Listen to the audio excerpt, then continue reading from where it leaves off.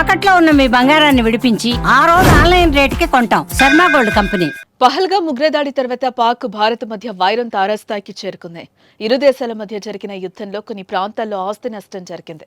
పాకిస్తాన్ కవ్వింపు చర్యలకు ధీటుగా బదిలిచ్చిన భారత్ పాక్లోని ఉగ్ర స్థావరాలతో పాటు పాక్లోని ప్రధాన నగరాలపై బాంబుల వర్షం కురిపించింది.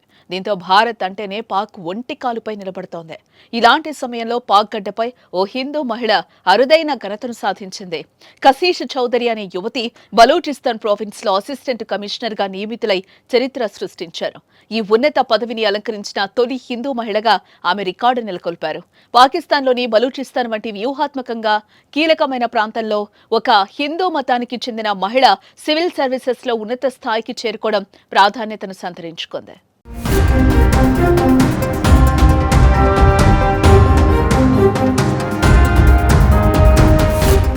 బలూచిస్తాన్లోని చాగై జిల్లాకు చెందిన నౌష్కి అనే చిన్న పట్టణం కశీష్ చౌదరి స్వస్థలం. ఆమె తండ్రి గిరిధారీలాల్ ఒక మధ్యస్థాయి వ్యాపారి. ఉన్నత లక్ష్యంతో బలూచిస్తాన్ పబ్లిక్ సర్వీస్ కమిషన్ పరీక్షలకు సిద్ధమైన కశీష్ 3 ఏళ్ల పాటు అకుంఠిత దీక్షతో శ్రమించారు. రోజుకు కనీసం 8 గంటల పాటు చదువుపైనే దృష్టి కేంద్రీకరించినట్లుగా ఆమె తెలిపారు. తన ఈ విజయం వెనుక క్రమశిక్షణ, కఠోర శ్రమతో పాటు సమాజానికి సేవ చేయాలన్న ప్రబలమైన ఆకాంక్ష ఉన్నాయని కశీష్ ఓ సందర్భంలో పేర్కొన్నారు. ఇకపోతే ఇటీవలి కాలంలో పాకిస్తాన్లో పలువురు హిందూ మహిళలు ప్రభుత్వ యంత్రాంగంలో కీలక పదవులు చేపడుతూ సాంస్కృతిక, సామాజిక అవరోధాలను ఛేదిస్తున్నారు. ఈ కోవలోనే కశీష్ చౌదరి విజయం మరింత స్ఫూర్తిదాయకంగా నిలుస్తోంది. గతంలో కూడా కొందరు హిందూ మహిళలు ఇలాంటి ఉన్నత స్థానాలకు చేరుకున్నారు.